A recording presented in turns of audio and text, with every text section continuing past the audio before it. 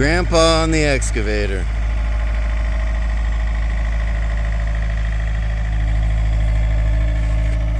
I'm having him just do it in place, so it's super safe. There's nothing.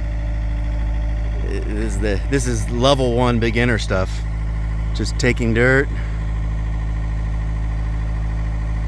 And I also turned the motor on really low, so he can't move, and he can barely do anything. And there's tons of space.